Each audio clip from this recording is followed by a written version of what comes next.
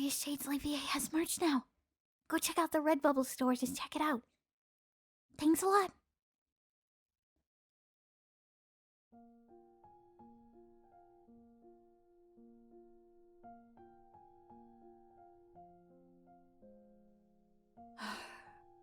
Huh? Oh, hey, little rock star. It's been a busy day, huh? Sorry it took so long. Huh? Hey, take it easy, alright? Yeah, you look exhausted. Give yourself a break, alright?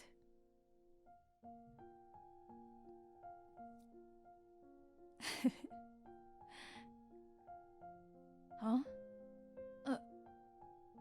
Aww. Hey, don't worry too much, alright?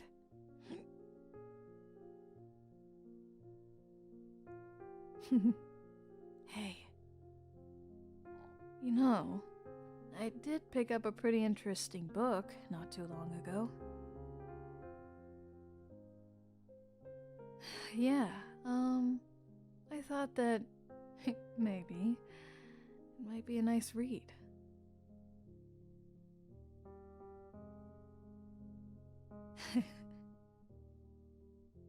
Yeah, it's pretty interesting.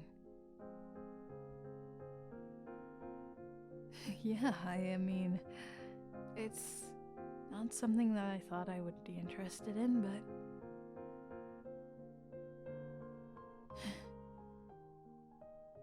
let's see. What is it called again? Yeah, it's called Shameless. Want me to read it to you?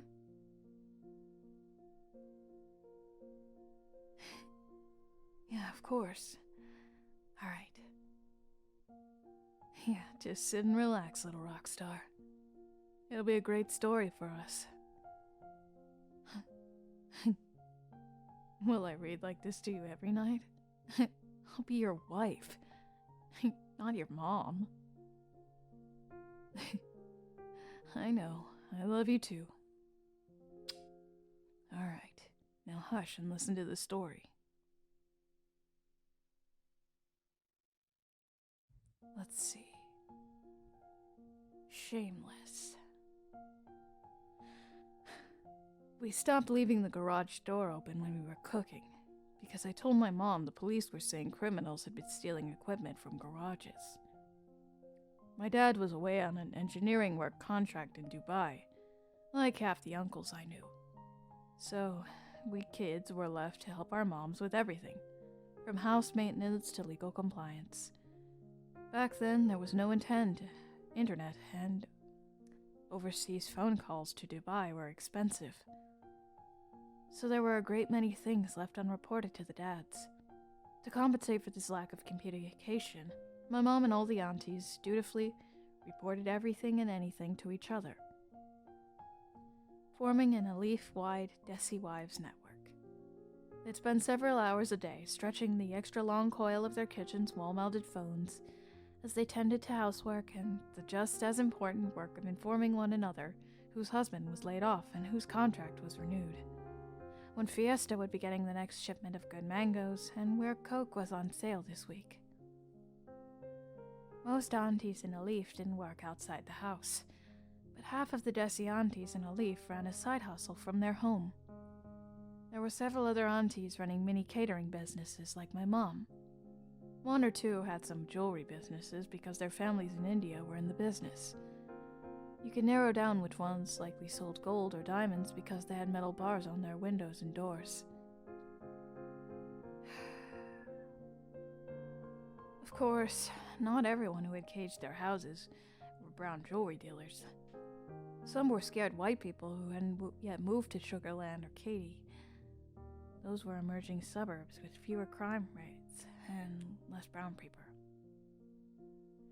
A handful of the more self-assured aunties had secured real estate licenses and begun catering to Desi clientele who were moving to Sugarland or Katy.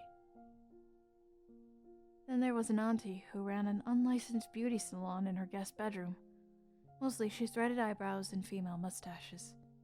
Bikini waxes weren't a thing, at least officially, because nobody would go to a fellow Desi to get it done. Heck, just shaving your legs was a confession of interest in attracting the opposite sex, which was a super terrible interest to have. The aunties would cluck judgmentally at Hindi movie actresses wearing shorts and tube tops, but I heard that Desings living here in Elish got more than their arms waxed, and thought how they must be absolutely fearless to be so shameless. I secretly admired the beautician auntie who served the shameless among us, quietly and without judgment, tending to whatever a woman needed done in order to feel good. I wished my mom was a beautician doing modern American things instead of a cook, making Desi food as if we were all still in India. My mom had lugged 2 oversized overweight bags stuffed with jumbo stainless steel pots and masala from India, and in order to authentically cook nasta, snacks, and typical Guju food like dal and tamata bata sak for people's parties. Before going to India to visit her parents, she had fresh red chilies, ajwain, cinnamon, cardamom, black pepper, and other seeds and pods delivered to my grandparents' rooftop back in Balsad, so that they could roast under the sun for a week. Goodness. When she arrived, she called 3 women over for 2 days to ground all the masala using a ground. Sorry, little rock star. Apparently I'm stumbling over my words today. To ground all the masala using a giant stone mortar and pestle. She sat up there on the baking hot rooftop to supervise them, nitpicking about every little thing. I'd never seen my mom be the boss of anyone, so this was interesting. Back in Houston, she exhibited a stealthy fear of authority figures, and a lot of people fell under this category. White people in general, police, security guards, teachers, doctors, receptionists, and grocery store clerks were seen as people to be obeyed. But for her masala, she scaled her wall of fear and straight up lied to the U.S. Customs officer and said we didn't have any uncooked agricultural products in our luggage. I wasn't sure if the spices counted, but I knew for sure that the plant roofs of a half-dozen Desi veggies we'd wrapped with some good Desi soil intact was definitely uncooked, so I had tugged at her sari to remind her about that, to which she responded by stomping on my foot. It would probably crack actual criminals up to learn that my mom feared them stealing her pots and fresh masala stored in our rusty old Sears garage fridge, but I knew that to my mom, this was a very plausible criminal plot. From within those steel pots, she dished out her self-worth. My mom had been married off a month before graduating from college. She met my dad once.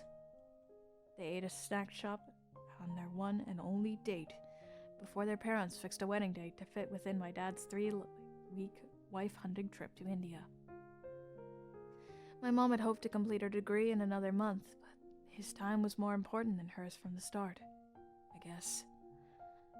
So this vegetarian, non-English speaking 20-year-old high school graduate moved to America with a man that she had known for 2 weeks.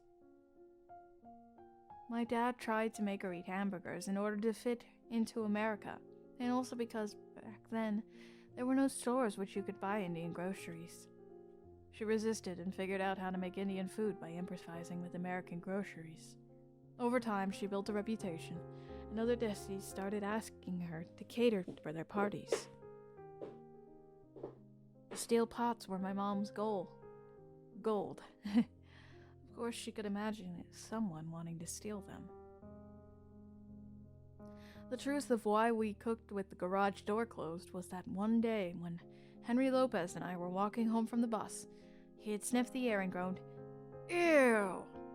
and then pretended to gag and vomit as he shouted, "Something smells like a gigantic fart." I knew that smell well. My mom was cooking for an order that night. It made her a little famous around town.